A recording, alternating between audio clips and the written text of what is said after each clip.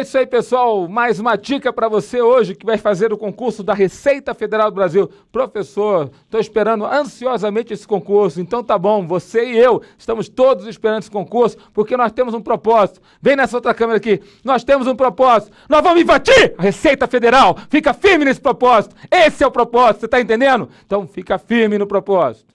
Firme no propósito. Vamos lá, professor. Qual que é a dica de hoje? Vai na telinha. Então, ó, as imunidades tributárias são limitações constitucionais ao poder de tributar e, como tais, obstam à instituição de leis com o fito de tributar aquilo que foi imunizado. Então, elas impedem a instituição de leis com a finalidade de tributar aquilo que foi imunizado. Em outras palavras, as imunidades tributárias subtraem dos entes políticos, União, Estados, municípios e o Distrito Federal, a liberdade para criar leis, incluindo no campo de incidência tributária aquilo que foi expressamente vedado pelo legislador constituinte.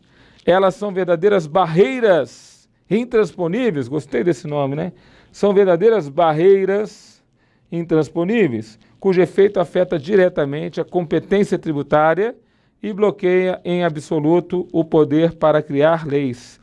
Então, através da imunidade, você bloqueia, de forma absoluta, o poder para criar leis a respeito daquela determinada situação, daquele determinado fato, ou daquela determinada pessoa, ou daquela determinada objeto. Então, a imunidade tributária,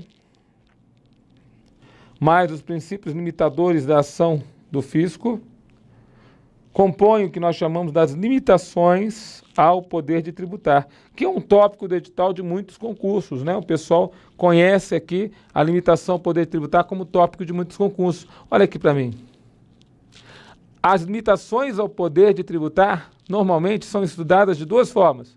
Você estuda os princípios norteadores do direito tributário dentro da Constituição Federal, princípios limitativos, inclusive, da ação do fisco, né? Então, nós temos alguns princípios importantíssimos, como o princípio da legalidade, de que o ente político não pode criar tributo ou mesmo majorar tributo que não seja através de lei.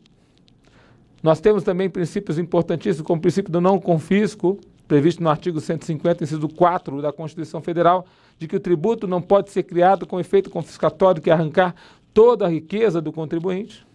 Então, nós temos várias situações importantes a respeito desses princípios, mas nós temos do outro lado, dentre as limitações constitucionais do poder de tributar, nós temos também o que nós chamamos a imunidade tributária. Na imunidade tributária, aí a história é outra, né, professor? Exatamente. Na imunidade tributária, aí nós temos verdadeiras situações onde você cria um óbice, onde você cria um bloqueio em absoluto, como fala ali a nossa telinha, onde você cria uma barreira intransponível. Então, não pode ser, a princípio, naquela situação, não pode ser, com aquela barreira intransponível, não pode ser criada uma lei para atingir um determinado faturador que a Constituição prevê que não esteja dentro da capacidade tributária ativa, não esteja dentro da competência tributária daquele ente político. Então, você não vai conseguir atingir. A regra de imunidade, ela atinge diretamente a competência tributária. A competência tributária, ela fica barrada naquele determinado momento. Tudo bem? Então, são situações interessantes que você tem que pensar assim, poxa, professor, eu nunca pensei dessa forma, mas a imunidade cria uma barreira intransponível. O fisco poderia até pensar, não, hoje eu estou a fim de tributar o livro, mas a Constituição diz que não.